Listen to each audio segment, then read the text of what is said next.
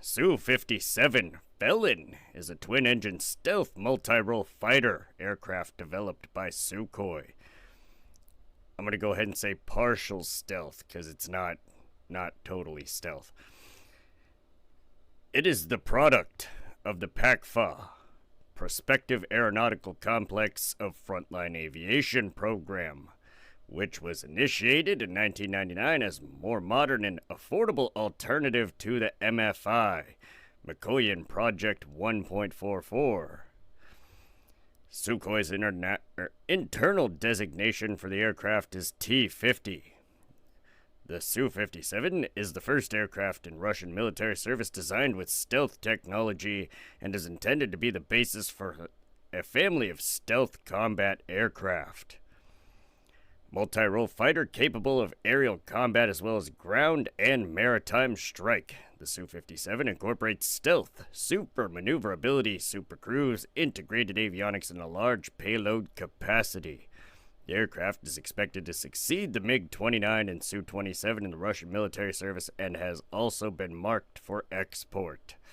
The first prototype aircraft flew in 2010, but the program experienced a protracted development due to various structural and technical issues that emerged during trials, including the destruction of the first production aircraft in a crash before its delivery. After repeated delays, the first Su-57 entered service with the Russian Aerospace Forces in December 2020. In 1979, the Soviet Union outlined a new need for next-generation fighter aircraft intended to enter service in the 90s. The program became the I-90 and required the fighter to be quote-unquote multifunctional by having substantial ground attack capabilities and would eventually replace the MiG-29 and Su-27 in frontline tactical aviation service. Two subsequent projects were designed to meet these requirements. The MFI, Multifunctional Frontline Fighter, similar to LFI, or Lightweight Frontline Fighter. With conceptual work beginning in 1983, Mikoyan was selected for the MFI and began developing the MiG 1.44/1.42. Although not a participant in the MFI, Sukhoi started its own program in 1983 to develop technologies for a next-generation fighter, eventually resulting in the forward-swept-wing Su-32 experimental aircraft, later redesignated the Su-37, and then Su-47. Due to a lack of funds after the dissolution of the Soviet Union, the MFI was repeatedly delayed and the first flight of the MiG 1.44 prototype did not occur until 2000, 9 years behind schedule. Owing to the high costs, the MFI and LFI were eventually canceled while the Russian Ministry of Defense began work on a new next-generation fighter program. In 1999, the ministry initiated the PACFA, or I-21 program, with the competition announced in April 2001. Because of Russia's financial difficulties, the program aimed to rein in costs by producing a single multi-role fifth-generation fighter that would replace both the Su-27 and MiG-29. Further cost-saving measures included an intended size in between that of the Su-27 and the MiG-29 respectively, and normal takeoff weight considerably smaller than the MiG MFI's 28.6 tons, or 63,000 pounds, and the Su-47's 26.8 tons, 59,000 pounds. Sukhoi's approach to the PACFA competition differed fundamentally from Mikoyan's, whereas Mikoyan proposed the three design bureaus, Mikoyan, Sukhoi, and Yakovlev, to cooperate as a consortium with the winning team leading the design effort. Sukhoi's proposal had itself as the lead designer from the beginning and included a joint work agreement that covered the entire development and production cycle, from propulsion and avionics suppliers to research facilities. Additionally, the two companies had differing design philosophies for aircraft. Mikoyan's E-721 was smaller and more affordable, with normal takeoff weight of 35,000 to 37,000 pounds and powered by a pair of Klimov VK-10M engines with 22,000 to 24,300 pounds of force of thrust each. In contrast, Sukhoi's T-50 would be comparatively larger and more capable, with normal takeoff weight of 49,000 to 5,100 pounds, and powered by a pair of Lyulka Saturn AL-41F1 engines, each with a maximum thrust in the 32,000 pounds force class. In April 2002, the Ministry of Defense selected Sukhoi over Mikoyan as the winner of the PACFA competition and led design bureau of the new aircraft. In addition to the merits of the proposal, Sukhoi's experience in the 1990s was taken into account, with the successful development of various Su-27 derivatives and numerous exports ensuring its financial stability. According to the Russian Air Force, Commander-in-Chief Vladimir Mikhailov, flight tests were projected to begin in 2007.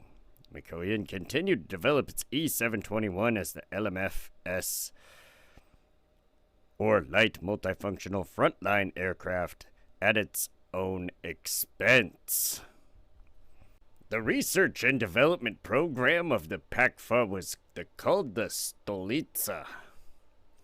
In 2002, Alexander Davydenko, selected as the T-50's chief designer at Sukhoi, the Novosibirsk Aircraft Production Association, NAPO, and Komsomolsk on Amur Aircraft Production Association, KNAAZ, would manufacture the new multi-role fighter, with KNAAZ performing final assembly at Komsomolsk on Amur. Following a competition held in 2003,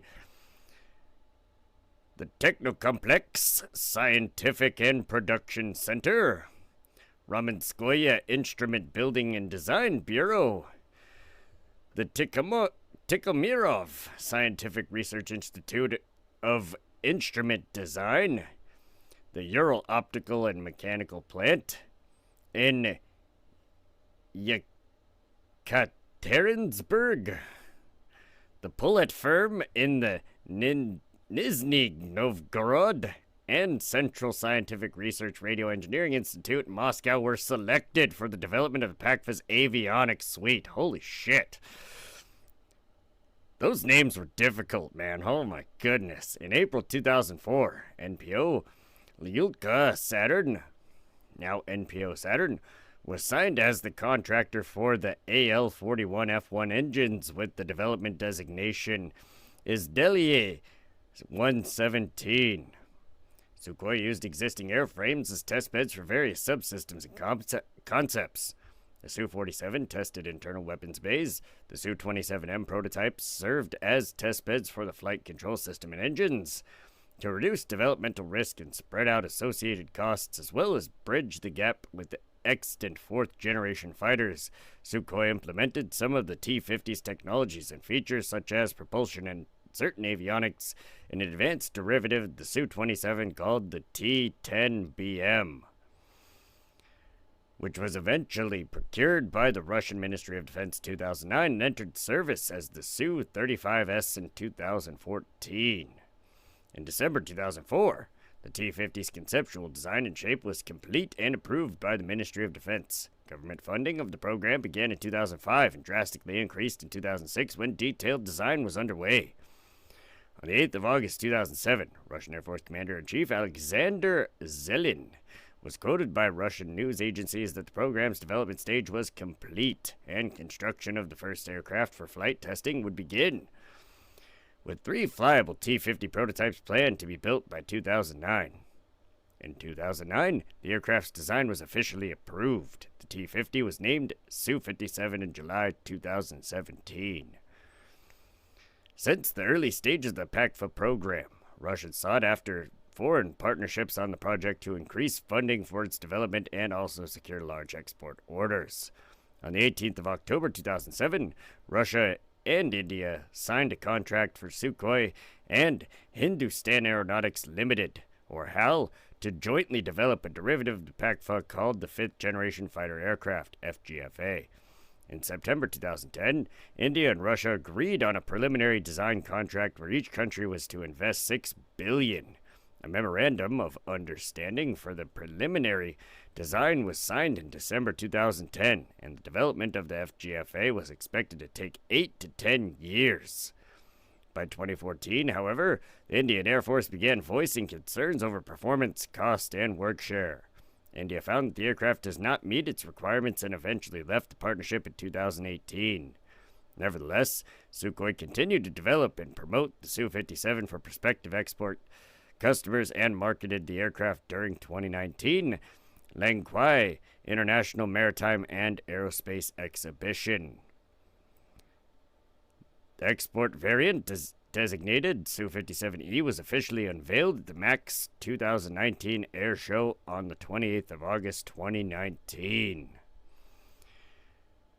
The T-50's maiden flight was reportedly postponed from early 2007 after encountering unspecified technical problems. In 2009, Alexander Zelin acknowledged that problems with the engine and technical research remained unsolved. On the 28th of February 2009, Sukhoi General Director Mikhail Pogosyan announced that the airframe was almost finished and the first prototype should be ready by August 2009. On the 20th of August 2009, Pogosyan said that the first flight would be by year's end. Konstantin Makienko, deputy head of the Moscow-based Center for Analysis of Strategies and Technologies, said that, quote, even with the delays, end quote, the aircraft would likely make its first flight by January or February, adding that it would take 5 to 10 years for commercial production. End double quote. Flight testing was further delayed when Deputy Prime Minister Sergei Ivanov announced in December 2009 that the first trials would begin in 2010. The first taxi test was successfully completed on 24th of December 2009, and the maiden flight of the first prototype aircraft, T-51, occurred on 29th of January 2010. So T-51, not T-51, like T-50-1. Just clarifying for y'all. Okay. Piloted by Sukhoi test pilot Sergei Bogdan, the aircraft's 47-minute maiden flight took place at the KNAAPO Zemegi Airport in Russian Far East. Construction of the prototypes would progress slower than initially planned. By the end of October 2013, the test program had amassed more than 450 flights across 5 aircraft. A total of 10 flying and 3 non-flying T-50 prototypes would be built for preliminary flight tests and state trials. Initially, the program was planned to have up to 6 prototypes before the start of serial production. However, testing would reveal that the initial prototypes did not have adequate fatigue life, and with early structural cracks forming in the airframe. The aircraft subsequently underwent a structural redesign with changes including increased composite material usage, reinforced airframe to meet full life cycle requirements, elongated tail sting, and slightly greater wingspan. The 6th flyable prototype was the first of the redesigned second stage aircraft, with the final initial prototypes consequently considered first stage vehicles and requiring additional structural reinforcements in order to continue flight tests. The last 2 flying prototypes were test articles of production Su-57 aircraft with full mission systems on board. While the second stage structural redesign was reduced, the weight growth from the required strengthening of the first stage design, the normal takeoff weight still increased to approximately 55,000 pounds. Issues and accidents during the testing resulted in repeated delays to the program, with the delivery of the first production aircraft pushed back from 2015 to 2020. The procurement plans for the PACFA have been considerably scaled back and delayed from the original plans. In 2011, the Ministry of Defense had planned on buying the first 10 aircraft for the evaluation of after 2012 and 60 production standard aircraft after 2015. These plans were refined under the State Armament Program from 2011 to 2020, GPV 2020, with serial production hoped to begin in 2016. The Ministry of Defense was planning to acquire 52 aircraft by 2020 and another 150 to 160 by 2025. Additionally, export orders for 250 300 FGFA were expected to begin in 2017. Plans were greatly cut down in 2015 as a result of technical obstacles encountered during testing. India's unclear commitment to the partnership and Russia's economic downturn due to international sanctions after its annexation of Crimea and the drop in oil prices. Russian Deputy Minister of Defense Yuri Borisov stated that in 2015 the Russian Air Force would slow production, reduce its initial order to 12 fighters, and operate large fleets of upgraded fourth-generation fighters such as the Su-35S and Su-35SM. In 2017, Borisov stated that the PACFA would most likely enter service in 2018 and be part of the new State Armament Program from 2018 to 2027, or GPV 2027. On the 30th of June 2018, an order for 12 aircraft was agreed, while deliveries to the Russian Armed Forces was pushed back again to 2019, with the first aircraft planned to join fighter regiments at the Lepsk Air Center. At the same time, Borisov praised the Su-35S, stating that it was comparable to the Su-57 except for the stealth features while being more affordable. He wasn't wrong. Due to the substantially higher cost of the Su-57 compared to the Su-35S and the Su-30SM, the design was placed on hold for mass production until the need arose. On the 22nd of August 2018, during the International Military Technical Forum, the Defense Ministry and Sukhoi signed the first contract for delivery of 2 serial Sukhoi 57 fighters scheduled for 2019 and 2020 respectively. In January 2019, the Ministry of Defense announced they had hoped to conclude a second contract for 13 more aircraft in 2020. On May 15, 2019, the acquisition plan drastically changed when Russian President Vladimir Putin announced that 76 aircraft would be purchased and delivered to the Air Space Forces by 2028. This came after negotiations were able to lower the price for the Su-57 and equipment by 20%. The contract for 76 aircraft was formally signed on the 27th of June 2019 at the International Military Technical Forum. Same month, General Director of Tactical Missiles Corporation, KRTV, Boris Obnesov, reported a contract for serial production of ammunition for Su-57 fighters was signed and being inducted. Serial production of the aircraft began in July 2019, with the first production aircraft scheduled to be delivered by the end of that year. Following the crash of the first production aircraft that took place, the Russian Aerospace Forces took delivery of the second Su-57 as its first aircraft in December 2020. By May 2022, 4 more aircraft were delivered, and production has progressed slower than planned, with a total of 6 aircraft being delivered by the end of that year. However, with the opening of new production line in 2022, production of Su-57s increased, and a total of 12 new aircraft were delivered to the Russian Air Force by the end of 2023. According to Yuri Sliusar, another 20 aircraft are expected to be built in 2024, which they just delivered on, what would make the Su-57 the most produced jet fighter in Russia. In 2004, Sukhoi anticipated that the Su-57 could become the basis for a family of aircraft for the Russian Aerospace Forces similar to the Su-27 family, under the program name Megapolis. The company is developing a new variant, the designated Su-57M, that augments the base Su-57 design with improved mission systems reliability and maintenance enhancements, incorporation of electromechanical drives, and the new NPO Saturn Izdelaye 30 or AL-51F1 engines. The formal contract was signed in 2018, although preliminary work had begun earlier. In 2020, flight test of improved variant was planned to begin in 2022. Serial production in the mid-2020s. The second flying T-50 prototype was used to test new Izdalaya-30 engine starting in 2017. The third prototype was configured for teaming tests with the Okhotnik UCAV in 2018. Additionally, work is underway to make a variant of the aircraft that can operate on aircraft carriers. Sukhoi has also used technology from Su-57 to produce a mock-up of more affordable, lightweight, single-engine aircraft designed as LTS. Light Tactical Aircraft.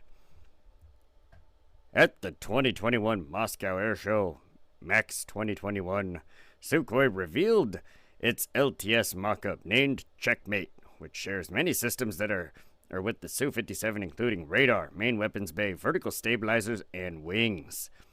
As of 2024, international sanctions on Russia's defense industries has made it far more difficult for Russia to source Western avionics and microelectronics that have been essential components of its advanced fighter and attack aircraft cockpits.